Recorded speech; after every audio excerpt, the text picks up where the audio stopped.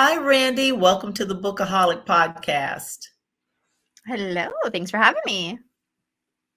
Well, I am so glad you're finally here due to scheduling mishaps of me and you and all of these other things. We spoke so many months ago, but I'm glad we finally get to come together to do an interview.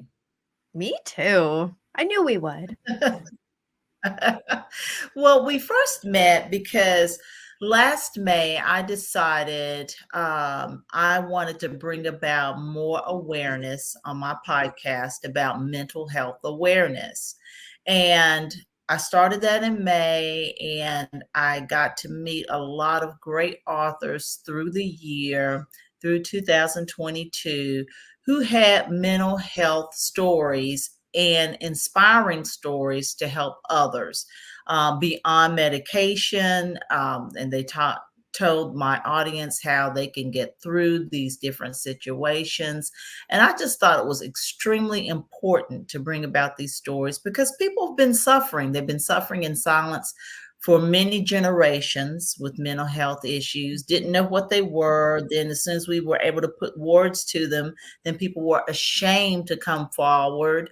And then finally, just gradually, people became more aware and accepting. And then I think the pandemic just kind of busted the walls down because that was a challenging situation to everybody. And we all had a little bit of mental health issues during and after the pandemic. So, Yeah. I'm just here to continue just making folks aware of what's going on and that these things happen to everyone.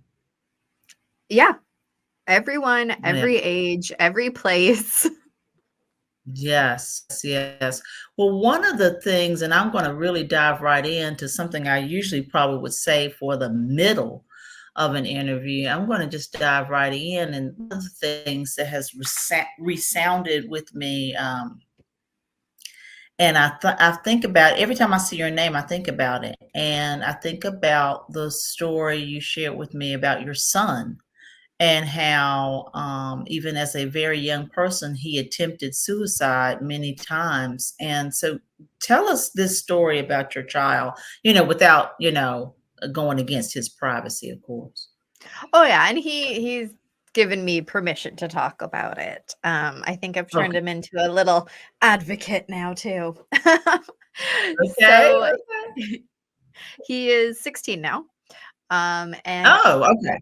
yes, he's not little anymore, but the first time that he did Yeah. try, he was about 8. And it was very shocking as a parent to hear, an 8-year-old tried to hurt themselves, and I'm like, "How is that Mhm. even a thing?" Like, because the first thought that a lot of people go through and what I've heard a lot, so it was in my head was, "What does a kid have Mhm. to be depressed about?" And then Right. I and then I stop and think, well, I mean, I had my first depression about when I was 14, and I mean, that's not far away from 8, and it really has Right. nothing to do with stressful situations or anything like that. It's your brain chemistry. So, Right. I had to kind of take a step back and remind myself of what it really is. Because Right. the first initial thought was just, what does he have to be depressed about? Well, anything, Mhm. everything, Mhm. nothing. Like, you don't have to have a reason. And Right. so, Right. I was a complete mess, definitely a complete Yeah. mess. Oh, yeah. And he got admitted to the hospital. He got transferred to the children's mental health ward in our Mhm. area, and he stayed there. They keep them there usually about a week, and then they Mm. give him a bunch of diagnosis and then let him go. They're no longer harm to themselves, so they let him go. It's not super helpful, but at least while they're there, you can kind of breathe and you know that they're safe. Right. Um, and so after that, he had attempted quite a few more times. We were in and out the hospital quite a few times. Yeah. The last time was about a year ago now. Um, Mm. but it wasn't as severe as the previous ones. Um, Mm-hmm. and he's doing very well now. He's on the correct medication to help him. Um, and so I remember this one night in particular that made me start to be a blabbermouth about mental health. And so Okay. we're sitting there the one night in the living room, and it's like in the middle of the night. It's pitch black, and I was trying to go to bed. And he's just crying and crying, and I'm like, what is wrong? And he's going on about how, why don't people like me? Why am I so different? Why don't I fit in? And all of these different things, and I should just die. And that's when I went, huh, do I not share enough about mental health, about depression? Because I mean, I don't want you to have these feelings, but if you're going to have these feelings, I want you to know that you're not all by yourself, and that Right. there's ways that we can work through it, that we can get help and support. And so that was kind of Right. the moment for me when I went, okay, let's talk about Right. mental health, shall we? And I haven't Right. shut up since. Right. Well, let's just make it clear for those who's listening about your son so that people can learn and grow from these things. Yeah. A child who may want to attempt to take their own lives, it doesn't have to go back to what does a child have to be depressed about. It could just simply be the chemical makeup of their brain. So it's nothing to fault yourself against. It's nothing to say anything about the greater society or the child per se. It's just the way that they're wired. Yes. Wow, wow. But he did express to you though that he thought nobody liked him and these type of things. Was he bullied in school? Extensively, Okay. right from kindergarten, and Huh, it was really bad. He had night terrors in, like, grade 1. I had to have multiple meetings with the school. I had to tell them, "You gotta keep that kid away from him." It was it was really bad, and as much as they say, there's a zero tolerance bullying policy, I'm like, "Hey, well, where's your zero tolerance right now? Because my kid's coming home yeah. every day crying." Oh my goodness. Oh my word. So does your son have any obvious, not that this is not okay. Because I was bullied. Let me just throw that out there. But does he have anything obvious? Why were they bullying him? He's a little different. I mean, he dances to the beat of his own drum for sure. He does have autism, which we didn't know at that age. He didn't get Oh, diagnosed until he okay. was 8. Um, but Okay. he's just always been his own unique person, and some people just don't like that. Well, it just depends sometimes on where you are. Sometimes people that dance to the beat of their own drum are totally accepted from day one, and people Oh like yeah. it. And then they can see other people and they just don't like it. You never can figure out people. Yeah. That's And one you're thing. never gonna please everybody, and you're never gonna be friends with No, everybody. nope, you sure are not. So, yeah, I just want to make sure that people are clear that this is an issue that can't be just smoothed away with old-fashioned phrases and put away neatly in a drawer and say, well, you got to learn to take up for yourself, or, it goes deeper than that. This is not necessarily you get in a scrape with a person and that's your little enemy for a while. This is a different coming from a different place, and for a different person you have to know. It ends up to say you have to know your child, you have to know your Yeah. situation. Definitely, and Most you have to be definitely. ready to advocate for your child too, and teach them how to advocate for Exactly. themselves. Right, most definitely beyond, well, if they hit you, you hit them back. Yeah, Beyond which that. which we definitely had some conversations about. We definitely gave them permission to do so because the school wasn't Yeah, helping. yeah, But right, yeah, but later on, yeah. as he aged in about grade I think it was grade 5, might have been grade 6. I think it was Mhm, grade 5 or 6. mhm. Anyways, so he had been out of that school for quite a few years, and he was no longer with that bully or anything. Um, Right. and the school asked if we could have a meeting to talk about love. And I said, Mhm. yeah, sure. And what time? And he's coming too. And they're like, well, I don't think Right. it's a good idea that he comes. I go, so you're telling me that I should talk about him behind his back without his consent? Oh Well, my because gosh. because we don't want him to hear certain things that we're going to talk about. I'm like, okay, but if we're talking about him, he has every right to be there. And I brought him Most yeah. because he is I've always taught him to speak up for himself as best as he can. Now, Right. because he has autism, sometimes his brain isn't quick enough to give responses, especially in like the bullying situation. If somebody calls you a name, he's not quick Mhm, enough to say something back. But he, mhm. given the time to process the information, he is more than happy to tell you exactly how he feels about that. And they were talking about, because he was in a special Mhm. class at that time, they were talking about his transition back to another school. So we were going to be Mhm, talking mhm. about his transition without him there. It didn't make sense to me. Now, if he didn't want to Right, be there, that's different. But he wanted to be right. there because it's about Yes. him. So I said, no, if we're gonna talk about him and he wants to come, he's more than well, he's gonna come. Like, sorry, you're not gonna Most talk about definitely. him without him there. That's not fair. But that's kind of how No. the school system has always been. Let's talk about your kid, but not ask your kid. Yeah. Yeah, exactly. There was a time where my youngest son, he went to a private school and, they thought that he needed to be on some type of medication, which we never did do. They were like, oh, he's zoning out and this and that, but I think he would have been more zoning out had we put him on the medication that they were advising. Mind you, these people were not doctors. It wasn't even a Right? nurse in the in the meeting, and we did have him there in the meeting, and they did not suggest that he not come, but he was there and I wanted him there, and I agree with you 100%. The child needs to hear and know what is being said. It's they need, it's their situation and they need to know.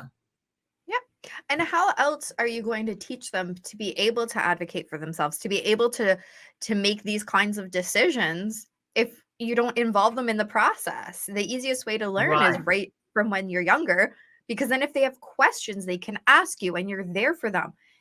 If you wait, so I was an employment counselor for a lot of years, and I would have Mm, 18, 19-year-olds coming in and asking for right. assistance, for job assistance, but they Right. had no idea how to ask for it. They had no idea how to explain what it was they needed. They had no idea Mhm. about paperwork. Like, it was just, they were never taught.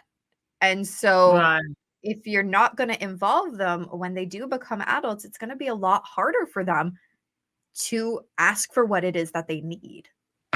Yes, some of the things that we take for granted and seem so simple, it's a wonder how some of this stuff just slides into a crack. I've often said to my sons, my grown sons, that, when I applied to college, I did all that paperwork myself. And it was actually paper work. It was not on the computer. It Yeah. was individual. I filled out about 5 college applications on my own. My parents didn't help me, not because they didn't want to. They were present, very present, but it was like you did your own college applications, and when you got accepted, your parents said, congratulations.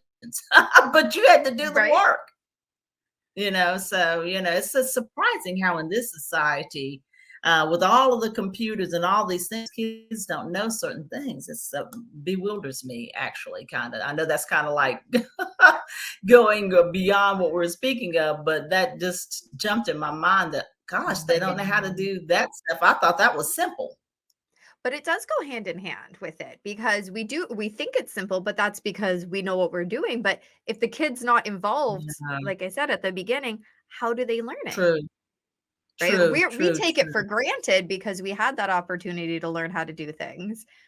If they don't, Right, it right. makes sense that they don't know how, but yeah, it also makes sense that we just, you should just do it. You just know how. True, true, true, true. Well, now this journey with your child, you wrote a book about this, correct? Yes. And So the title of that book is it's called A Mother's Truth. And it yes. goes from being pregnant up to about grade 6 of the Mhm. journey. I'm currently taking notes for the teenage years to come out with part 2. Oh, yeah. Yeah, yeah, Yeah. yeah. We have a good friend, this is different. We have a good friend whose, daughter has Asperger's, and, this daughter it always surprises me the age of, this person. I think she's in 36 maybe, but, she went off to a school in DC, and learned a lot of things. And then now she lives on the West Coast, but with family members. She lives alone, but there's a lot of family out there, to Mhm. kind of like be there as a, say, guardrail, so to speak, for her. Yeah. But I've seen them work with her and do things for her and to her, and so she's I would say from my perspective, she's thriving. Now, so what have you put any plans in place about your son's future, like when he becomes a young adult, or, So what are your plans? yeah, definitely I've been thinking about it, especially now that he's 16. So he just got his license. Um, Okay.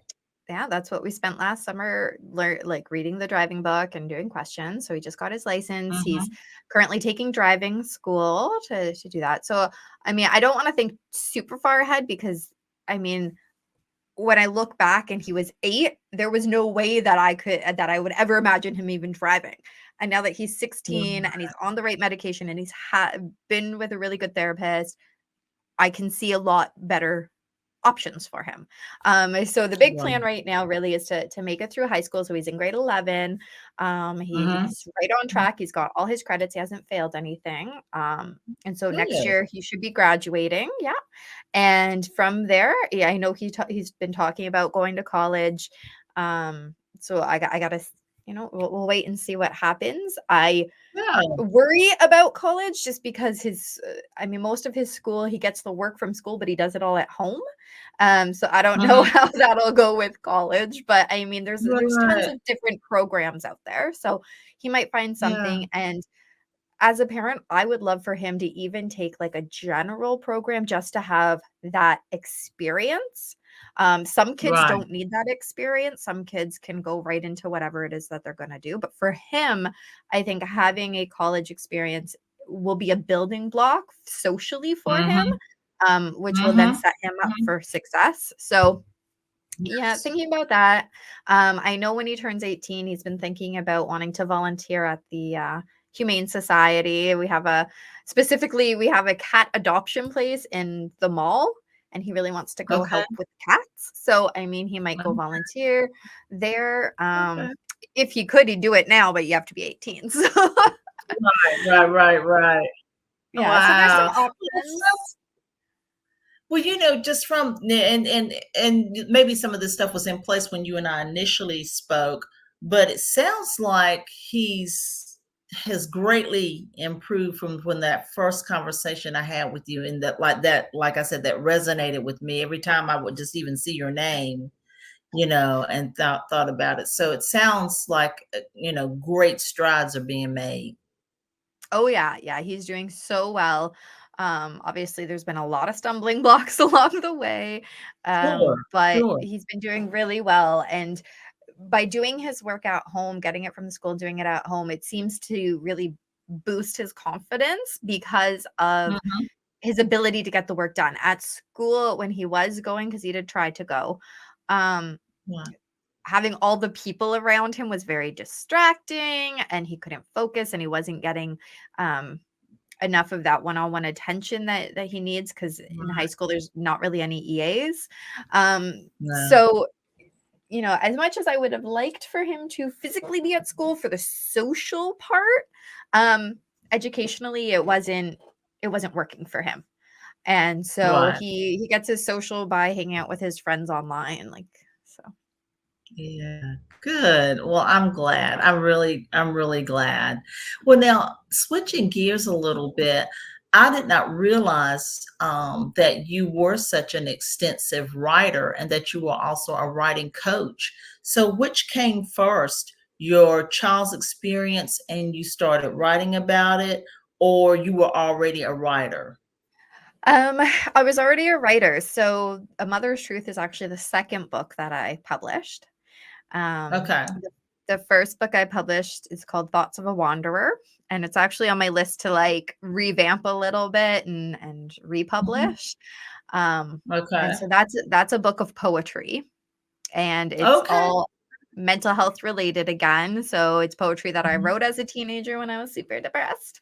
And Mhm. then it shares a little bit about my story and things so that people can understand where these thoughts were coming from because they're pretty dark. Mhm.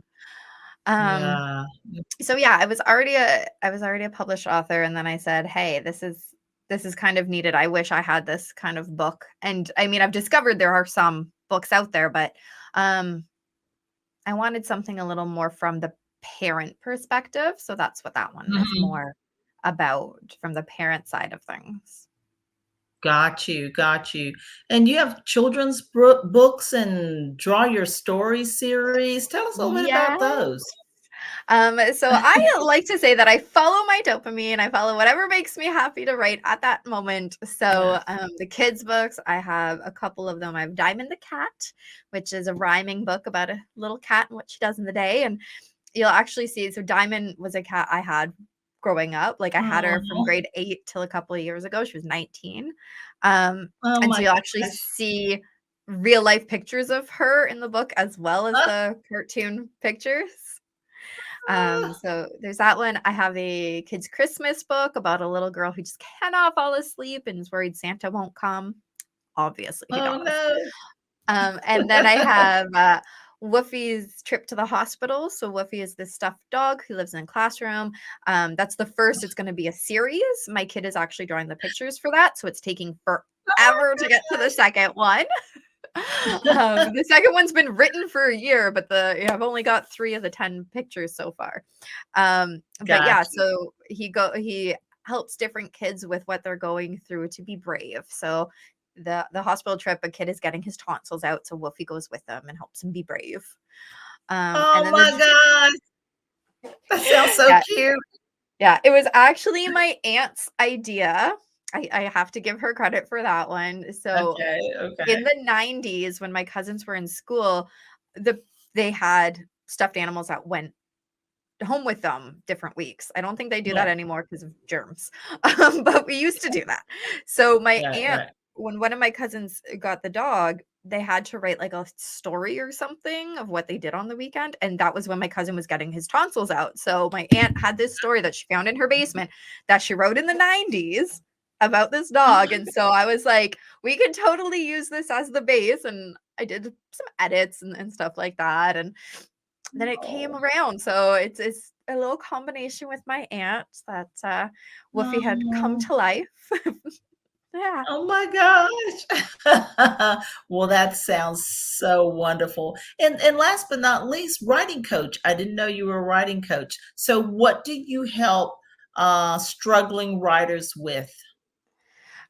So my most recent client actually, she had her book already done, but she Mhm. didn't know how to get it onto Amazon Kindle for publishing. And so I was like, okay, here, let me show you. So I showed her how to actually get it published. Um, self-published through there, and then with Amazon for a kid's book, because it was a kid's book, it has to Mhm. be a minimum of 24 pages, and she only had like 18 pages, and she was a little freaking out. So I gave her some suggestions of Yeah. how to extend it a little bit. So she actually used some of those suggestions and finally got it up on there. So that's one thing that I do. I also will do edits for people, like read their manuscript and give ideas for editing. um, I also have like um, a little video course that they can sign up for that kind of takes them through the the process of, you brainstorm the idea, how do you plot it out, then you got to draft Right. it, then you got to edit it and edit it and edit it until you Oh, actually yeah. go to publish it. Right, right. Well, gosh, wonderful. You are such a diverse individual, and we really appreciate you. And so, Randy, we're going to have your in the podcast show notes and in the video description box links to all your social media, your website, all your contact information. I think it's certainly helpful for budding writers, for parents who are concerned about children and their mental health, that they reach out to you and check out your story. You definitely can help people on a multitude of levels. Thanks. That's what I hope to do. Yes. Well, Randy, thanks again for joining the Bookaholic podcast. And we finally got to talk.